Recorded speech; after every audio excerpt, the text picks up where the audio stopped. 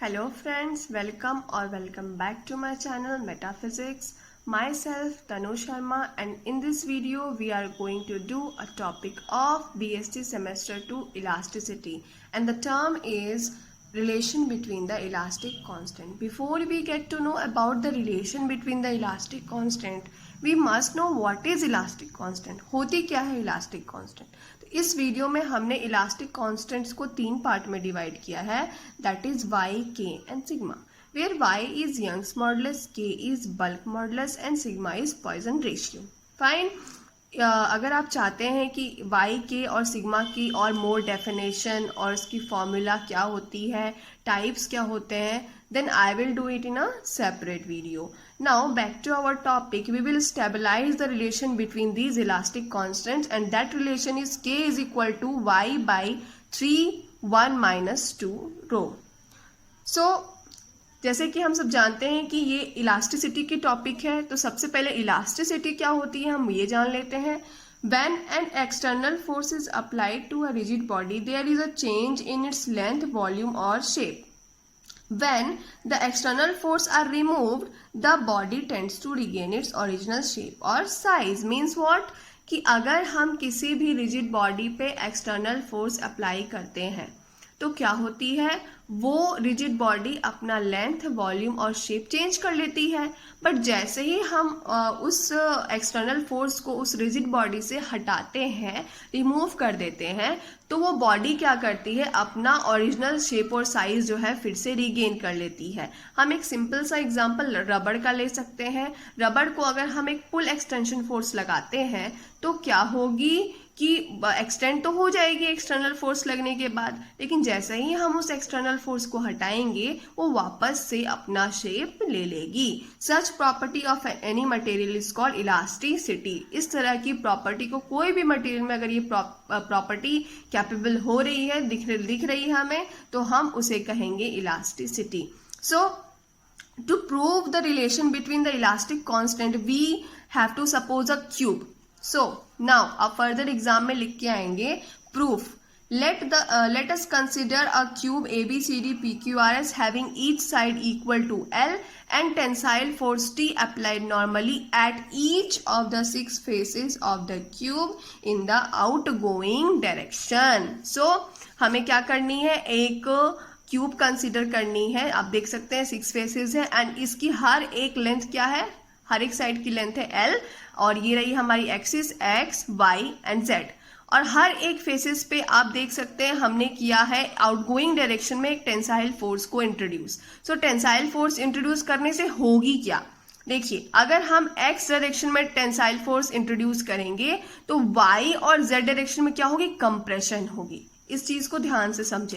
X direction में अगर हम एक्सटेंशन फोर्स को अप्लाई करेंगे तो वाई एंड जेड डायरेक्शन में क्या होगी, कंप्रेशन होगी, है ना. जैसे कि मान लीजिए ये एक मैटर है, इसको हमने इस एक्स डायरेक्शन में हमने पुल किया, ठीक है, तो क्या होगी, इसके इस डायरेक्शन में और इस डायरेक्शन में ये कंप्रेस होके नैरो होती जाएगी. हम इधर से खींचते जाएंगे, हमने यहाँ से पुल एक्सटेंशन फोर्स लगाया तो क्या होगी, इधर और इधर से y एंड z डायरेक्शन से क्या होगी, वो कंप्रेस होती जाएगी. वही चीज है इसमें भी. So now the extension tension T acting parallel to x axis will produce extension and compression parallel to y and z axis.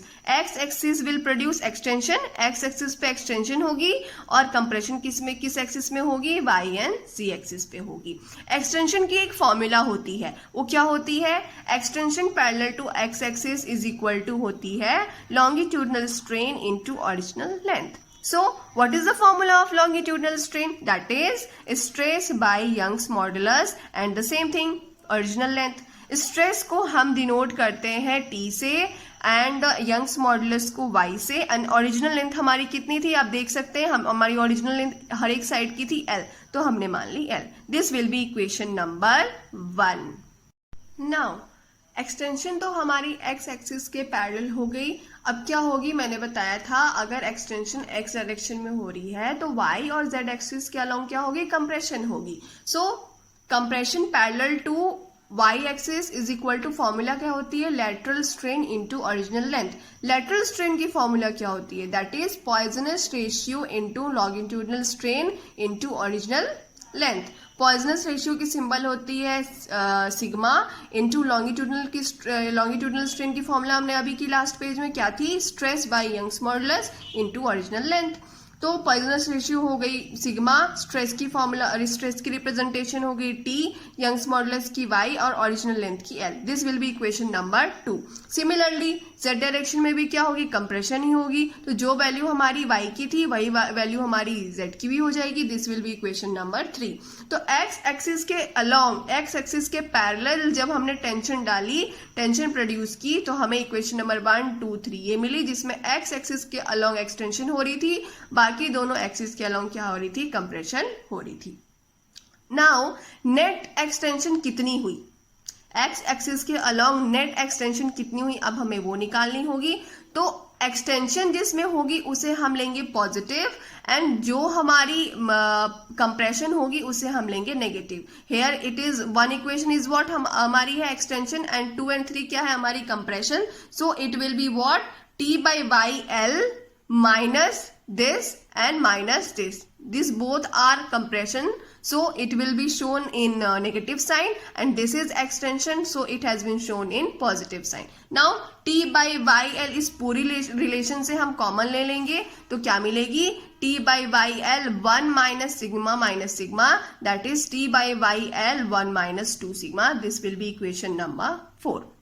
Now new length of each side. अब जो हमारी क्यूब में, हमने क्यूब में क्या किया, एक एक्सटेंशन फोर्स लगाई। एक्सटेंशन फोर्स लगाने से क्या होगा, वो बढ़ेगा, बढ़ने के बाद उसकी कुछ न्यू लेंथ आएगी। तो न्यू लेंथ क्या होगी हर एक साइड की, जो हमारी ओरिजिनल लेंथ थी वो हो जाएगी, और प्लस में जितनी एक्सटेंशन हुई वो हो जाएगी। ओरिजिनल लेंथ हमारी कितनी थी, एल, और एक्सटेंशन हमने अभी इक्वेशन नंबर 4 में निकाली, ये हमारी नेट एक्सटेंशन हुई थी, तो ये हो गई हमारी एक्सटेंशन।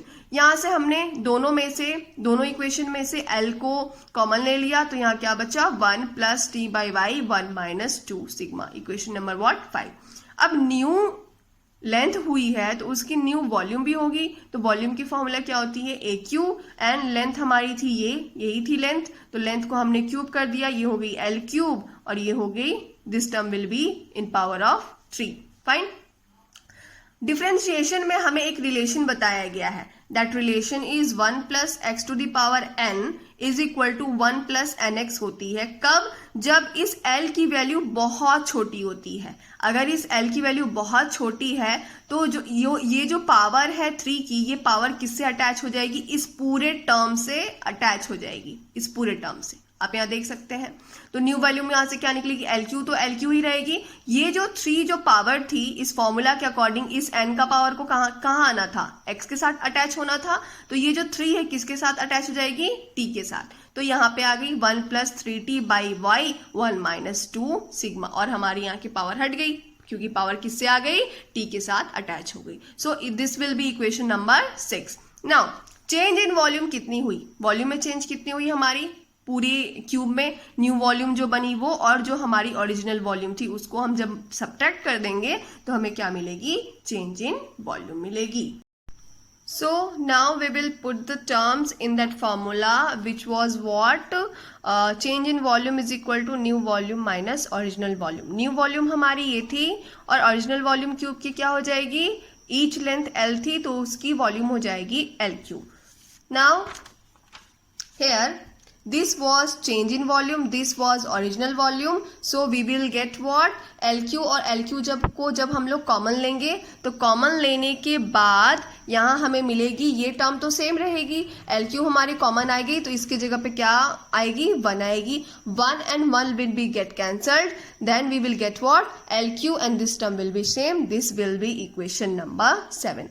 Again वॉल्यूम में चेंज हुआ है तो वॉल्यूमेट्रिक स्ट्रेन टर्म को इंट्रोड्यूस करना बहुत इंपॉर्टेंट है। सो वॉल्यूमेट्रिक स्ट्रेन की फॉर्मूला क्या होती है, change in volume divided by original volume. Change in volume ये रही हमारी, और ओरिजिनल वॉल्यूम क्या थी, एल क्यू थी। सो यहाँ से हमें वॉल्यूमेट्रिक स्ट्रेन क्या मिली, L Q and L Q will be get cancelled, and this will be 3t by Y 1 minus 2 sigma. This will be equation number 8. Now we have to introduce another type of modulus that is bulk modulus. Bulk modulus की formula होती है normal stress by volumetric strain.